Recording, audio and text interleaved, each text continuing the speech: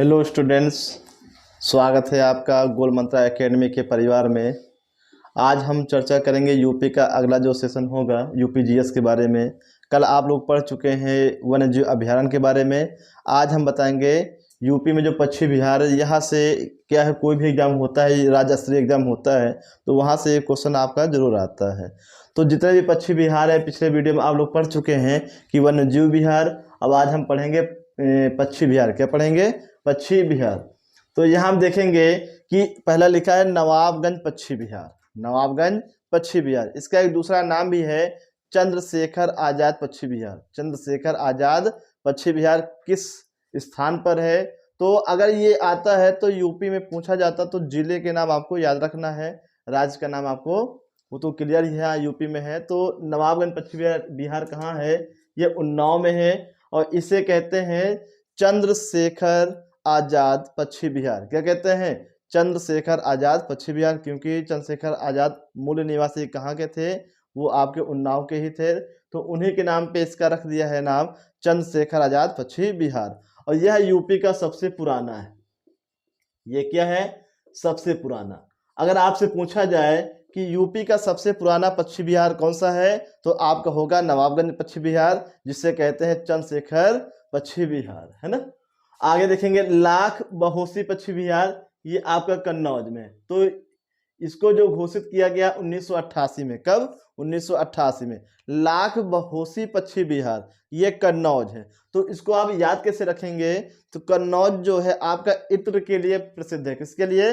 इत्र के लिए प्रसिद्ध है। इत्र की खोज किसने की है? तो जहांगीर की सासू माँ, जिनका नाम था अस्मत बेगम। क्या नाम था? अस्मत बेगम ने इत्र की खोज की है। और यूपी में जो इत्र जो प्रसिद्ध है वो कौन सा स्थान है आपका? ये कन्नौज है। तो इत्र को सूंघने से लोग बेहोश हो जाते हैं। तो आप ऐसे याद रख सकते हैं कि इत्र को सूंघने से लोग बेहोश हो जाते हैं। तो इस प्रकार से हो जाएगा बहोसी। बेहोश से क्या हो जाएगा? बहोसी। तो लाख बहोसी पश्चिम बिहार ये कहाँ पे है आपका? ये कन्नौज में है। इसे इत्र नगरी भी कहते हैं। क्या कहते हैं? इत्र नगरी भी कहते हैं। और इसे महोदय नगर भी कहते हैं। क्या कहते हैं? महोदय नगर। क्वेश्चन आएगा यूपी के किस शहर को महोदय नगर कहा जाता है? तो आपका आंसर क्या होगा? कन्नौज होगा। क्या होगा? कन्नौज। तो महोदय नगर भी इसे कहते हैं, ठीक है। और इत्र नगरी भी कहते हैं। क्या कहते हैं? इत्र नगरी। तो दो क्वेश्चन अलग से बनेंगे। महोदय नगर और इत्र नगर किसे कहते हैं? कन्नौज को कहते हैं। और यहाँ पे इत्र प्रसिद्ध है, तो इत्र सूंघने से लोग बेहोश हो जाते हैं। बेहोश से क्या होगा? लाख बहोसी पश्चिम बिहार। और यहाँ से एक क्वेश्चन और बनेगा कि ये यूपी का सबसे बड़ा, ये यूपी का सबसे बड़ा पश्चिम बिहार है। ये यूपी का क्या है? सबसे बड़ा पश्चिम बिहार। क्वेश्चन आएगा यूपी का सबसे बड़ा पश्चिम बिहार कौन सा है? लाख बहोसी पश्चिम Bihar. Very very important, 4-5 question इससे बनते हैं। फिर हम आते हैं पटना पश्चिम बिहार। नाम है पटना, और पटना कहाँ की राजधानी है? ये आपकी बिहार की राजधानी है, लेकिन ये बिहार में नहीं है। ये कहाँ पे है आपका? यूपी में है। और यूपी में जो स्थान है आपका एटा। तो यूपी में जो स्थान है एटा, और ये घोषित किया गया है 1990 में। तो 1990 में एटा में पटना पश्चिम बिहार को क्या है? ये पश्चिम बिहार घोषित किया गया है। और ये जो है सबसे छोटा है। तो सबसे छोटा पश्चिम बिहार कौन सा है? पटना पश्चिम बिहार है। ये एटा में है। और किस राज्य में है? यूपी में है। आगे हम देखते हैं समस्तपुर पश्चिम बिहार। तो समस्तपुर पश्चिम बिहार ये आपका रायबरेली के सलोन में है। कहाँ है? रायबरेली के सलोन में है। और ये डिसाइड किया गया है 1987 से। इसे पश्चिम बिहार कब घोषित किया गया है? 1987 में घोषित किया गया। किसे? समस्तपुर पश्चिम बिहार को। अब हम देखेंगे सांडी पश्चिम बिहार। सांडी पश्चिम बिहार लखनऊ के आगे है हरदोई। लखनऊ के आगे क्या है? हरदोई। और इसे भी क्या है? 1990 में पश्चिम बिहार घोषित किया गया है। क्वेश्चन आएगा सांडी पश्चिम बिहार किस जिले में है, कहां पर है? तो आपका आंसर क्या होगा? हरदोई। क्या होगा? हरदोई। आगे देखेंगे पार्वती आरंगा पश्चिम बिहार। पार्वती आरंगा पश्चिम बिहार। तो पार्वती आरंगा पश्चिम बिहार जो है ये गोंडा में है। कहाँ पे है? गोंडा में है। तो गोंडा में आरंगा पश्चिम बिहार है। और इसे पश्चिम बिहार कब घोषित किया गया है?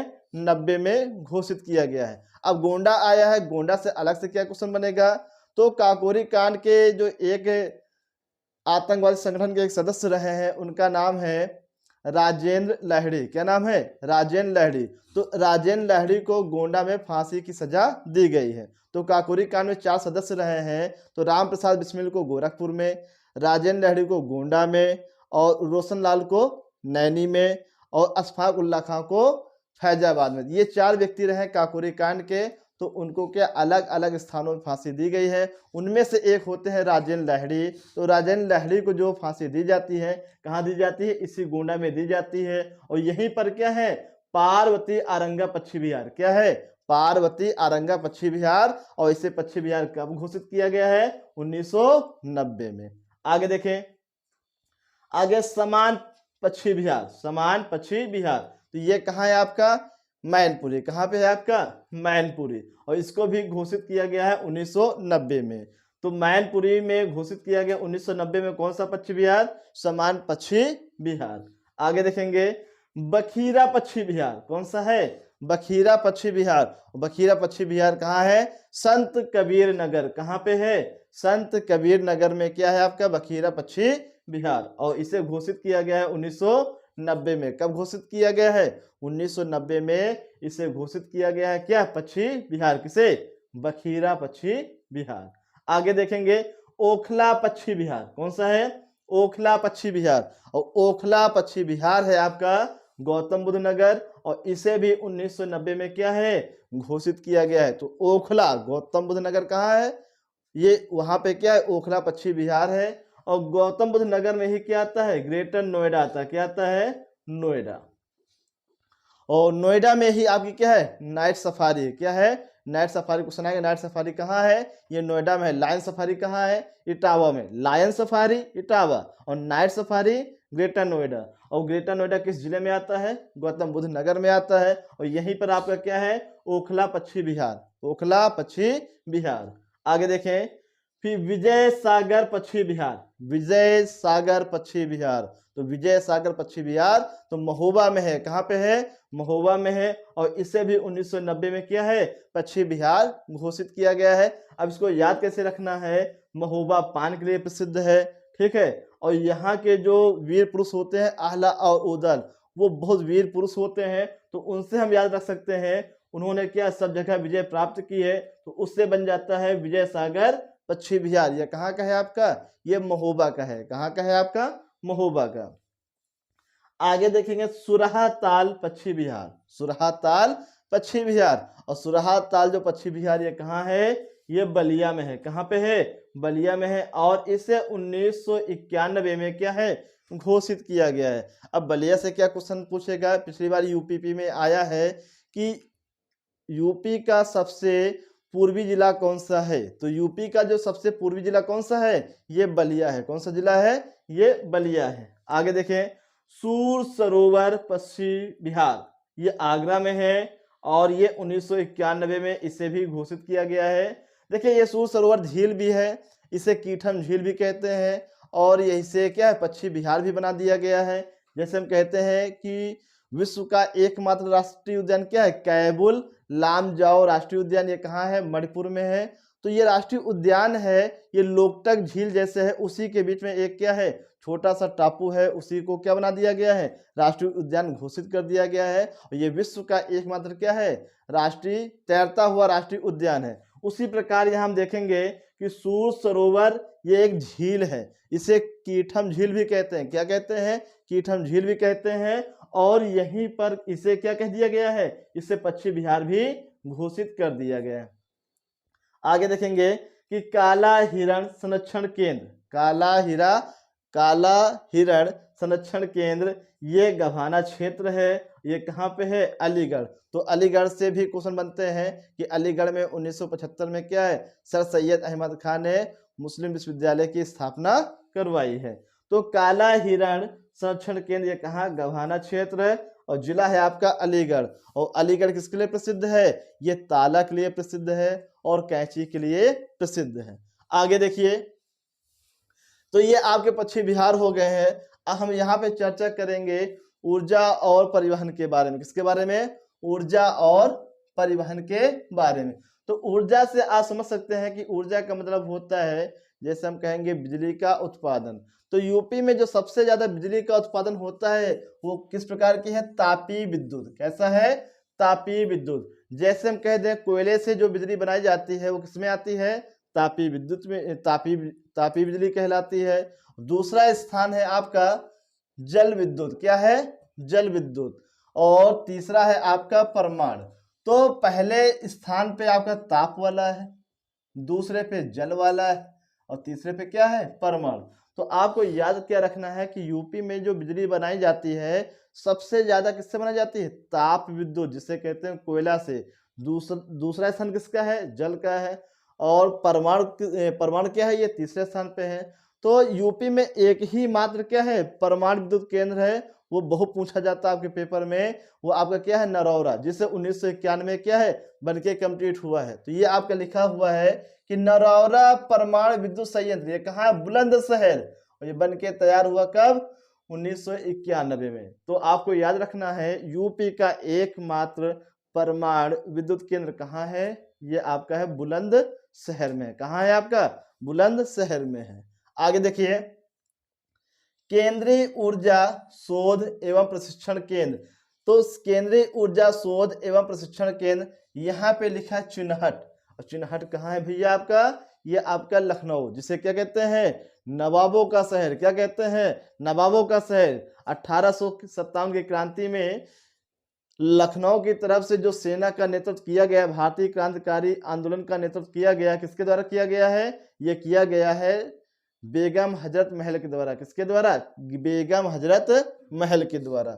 आगे देखिए, अब देखिए यहाँ पे हम कुछ लिखे हुए हैं, तो इनके अलावा और भी हैं, लेकिन हमने यहाँ पे उसी को लिखा है जो लोगों के क्वेश्चन गलत होते हैं। जैसे सिंगरौली वगैरह है, वो भी उनको नहीं लिखा क्योंकि वहाँ पे लोग सही कर दे। सिंगरौली है तो सिंगरौली से ही नाम है, क्या सिंगरौली में है, सोनभद्र में है, तो उससे क्वेश्चन गलत सही हो जाते हैं। तो यहाँ पे उन्हीं को लिखा है जहां से लोगों के क्वेश्चन क्या होते हैं? गलत होते हैं। तो पहला ओबरा जल विद्युत परियोजना। तो ओबरा जल विद्युत परियोजना है, रिहंद नदी पे है और जिला कौन सा है? सोनभद्र। तो ओबरा जल विद्युत परियोजना यह रिहंद नदी पे है और जिला है आपका कौन सा? सोनभद्र। आगे देखते हैं, राजघाट जल विद्युत परियोजना, ये बेतवा नदी पे है। अब देखिए जिला क्या है? ललितपुर। इसमें लोग धोखा खा जाते हैं क्योंकि बेतवा नदी आपकी ललितपुर में भी है, झांसी में भी है। तो झांसी पे क्या? माता टीला बांध है। कौन है? माता टीला बांध है। ठीक है, तो इससे लोग क्या सेंस लगाते हैं कि हाँ ये झांसी में होगा। जबकि राजघाट जल विद्युत परियोजना कहाँ है? नदी तो बेतवा है लेकिन जिला क्या है? ललितपुर है। कौन सा है? ललितपुर। तो ललितपुर से भी बहुत सारे क्वेश्चन बनते हैं। यूरेनियम कहाँ पाया जाता है? ललितपुर में पाया जाता है। सहरिया जनजाति कहाँ पाई जाती है? ये ललितपुर में पाई जाती है। कहाँ पाई जाती है? तो सहरिया और यूरेनियम। तो सहरिया को याद रखिएगा, सहरिया क्या है? आपकी जनजाति है। यूरेनियम क्या है? आपकी ये आपकी के धातु है। ये कहाँ पाए जाते हैं? दोनों ये पाए जाते हैं ललितपुर में पाए जाते हैं। आगे देखें, दादरी ताप विद्युत केंद्र। अब देखिए ये लिखा है ताप, अभी क्या पढ़ रहे थे? जल। अब ये ताप विद्युत केंद्र है और ये कहाँ पे आपका? गौतम बुद्ध नगर। तो दादरी ताप विद्युत संयंत्र ये आपका है गौतम बुद्ध नगर। कहाँ पे है आपका? गौतम बुद्ध नगर। तो आगे देखेंगे टांडा ताप विद्युत संयंत्र, ये कहाँ है? अंबेडकर नगर। कहाँ है आपका? अंबेडकर नगर। आगे हम देखेंगे अनपराडी ताप विद्युत संयंत्र, ये आपका है सोनभद्र। कहाँ है आपका? सोनभद्र। तो यहाँ हम देखेंगे टांडा ये आपका अंबेडकर नगर, अनपराडी ये आपका है सोनभद्र, और फिर है चंदौसी ताप विद्युत संयंत्र, ये आपका कहाँ है? मुरादाबाद। तो मुरादाबाद से भी क्वेश्चन बनते हैं। मुरादाबाद किस लिए प्रसिद्ध है? पीतल के जो बर्तन होते हैं उनके लिए प्रसिद्ध है। कौन? मुरादाबाद। हरदुआगंज ताप विद्युत संयंत्र, ये कहाँ है आपका? अलीगढ़। हरदुआगंज ताप विद्युत संयंत्र ये कहाँ है आपका? अलीगढ़। तो ये आपका हो गया है यूपीजीएस का पश्चिमी बिहार और ऊर्जा संयंत्र। तो इसमें से फिर से हम बता दें आपको, जो नवाबगंज पश्चिमी बिहार है ये सबसे पुराना है। ठीक है, इसे चंद्रशेखर आजाद पश्चिमी बिहार भी कहते हैं। फिर हम बात करें लाख बहोसी, ये सबसे बड़ा पश्चिमी बिहार है। ये कहाँ है? कन्नौज में। तो ये मुख्य आपके क्या है, पश्चिमी बिहार। अगर सभी पश्चिमी बिहारों में हम बात करें तो सबसे इंपॉर्टेंट आपका नवाबगंज पश्चिमी बिहार है और लाख बहोसी पश्चिमी बिहार, ये दोनों आपके बहुत ज्यादा पूछे जाते हैं। उसके बाद हम पूछें अगर सूर सरोवर है तो सूर सरोवर झील भी है और इसे कीठम झील भी कहते हैं, वहां पे क्या है, पश्चिमी बिहार इसे घोषित कर दिया गया है। तो जाते जाते हम एक क्वेश्चन पूछेंगे,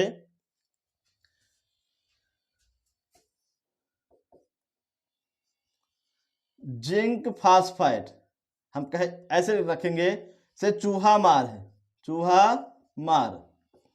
तो चूहा मार है दीमक से रक्षा के लिए, दीमक से रक्षा के लिए और चर्म रोग के लिए कौन से केमिकल का प्रयोग किया जाता है। हेडिंग हम बता सकते हैं, सब तीनों जिंक से शुरू होते हैं। किससे शुरू होते हैं, जिंक से शुरू होते हैं। तो कमेंट सेक्शन में इसमें आपको क्या तीनों क्वेश्चन का जवाब लिख के बताना है कि चूहा मार और दीमक, चूहा मार के लिए कौन सी दवा यूज करते हैं, दीमक को हटाने के लिए कौन सा केमिकल यूज करते हैं और चर्म रोग में कौन सा केमिकल यूज करते हैं। ठीक है, तो वीडियो कैसा लगा है लाइक करें, कमेंट करें। जय हिंद, जय भारत।